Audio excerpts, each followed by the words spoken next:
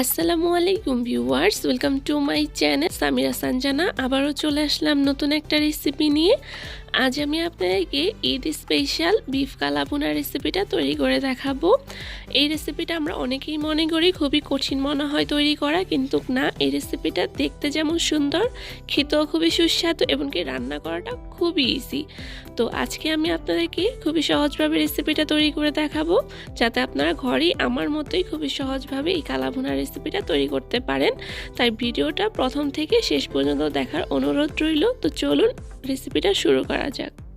এখানে আমি 1.5 KG beef নিয়েছি। আপনারা চাইলে বিফের পরিমাণটা কমিয়ে বাড়িয়ে নিতে পারেন। আর এখানে চর্বি হাড় সহ আমি বিফটা নিয়েছি। তো এখানে আমি প্রথমেই দিয়ে দিলাম 1 কাপের মতো পেঁয়াজ কুচি, দিয়ে দিতেছি 2 টেবিল চামচের মতো টমেটো সস।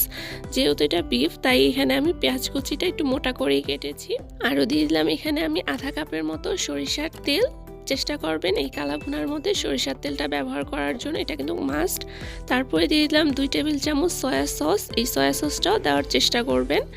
আরও দিয়ে দিতেছি এখানে আমি 3 টেবিল চামচ বিফ কালা ভুনার মশলাটা। চেষ্টা করবেন এই কালা ভুনার মশলাটা এখানে অ্যাড করার জন্য, এতে করে পারফেক্ট একটা টেস্ট আসবে কালা ভুনার। দিয়ে দিলাম স্বাদ মতো লবণ।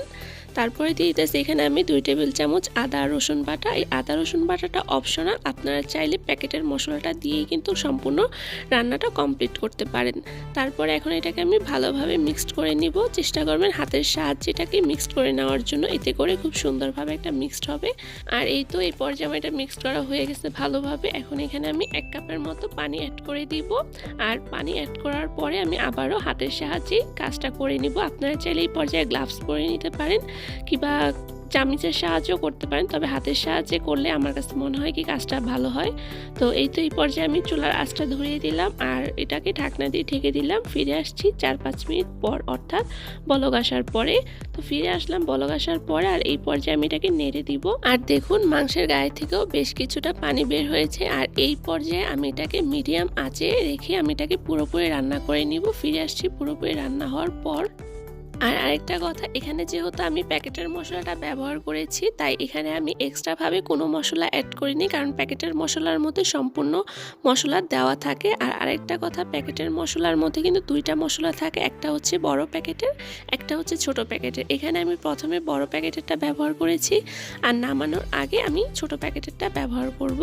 তো এই তো ফিরে আসলাম পুরোপুরি রান্না হওয়ার পরে। আর এর মাঝে কিন্তু রান্নার যে কালারটা আছে এটাও কিন্তু চেঞ্জ হয়ে গেছে। আর এই পর্যায়ে আমি দিয়ে দিতেছি এখানে 1/3 কাপ পেঁয়াজের বেরেস্তা, 1/3 কাপ কাঁচা পেঁয়াজ, দিয়ে দিতেছি 1 টেবিল চামচের মতো চিনি। আর ওই যে বলেছিলাম ছোট প্যাকেটের মশলাটা, ওইটা দিয়ে দিলাম এখানে আমি 1 চামচের মতো।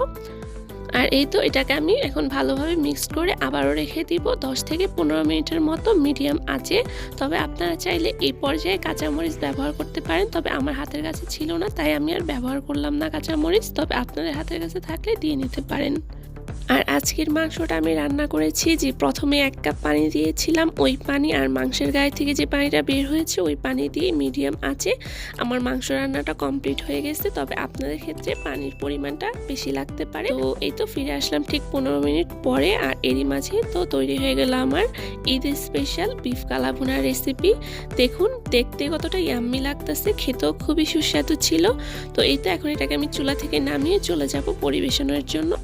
তো প্রথমে আমি দিয়ে দিতেছি এর উপরে পেঁয়াজ পাতা, দিয়ে দিলাম পেঁয়াজ বেরেস্তা, তারপর দিয়ে দিলাম গ্রেট করে রাখা গাজর। এটাকে আমি আমার পছন্দ মতো পরিবেশন করে নিয়েছি, আপনারা আপনাদের পছন্দ মতো পরিবেশন করে নিতে পারেন। আর এই কালা ভুনার রেসিপিটা কিন্তু আপনারা সাদা ভাত, পোলাও, পরোটা, রুটি যে কোনো কিছুর সাথেই খেতে পারেন। অসম্ভব মজাদার একটা রেসিপি। তো এই ছিল আমার আজকের ঈদ স্পেশাল কালা ভুনা রেসিপি। আশা করি রেসিপিটি ভালো লেগেছে। রেসিপিটি ভালো লেগে থাকলে অবশ্যই ভিডিওতে একটি লাইক দিয়ে চ্যানেলটিকে সাবস্ক্রাইব করবার পাশেই থাকবেন, আর কমেন্ট করে জানিয়ে দিবেন আপনার মূল্যবান মতামত। আজ এখানেই বিদায় নিচ্ছি। আল্লাহ হাফিজ।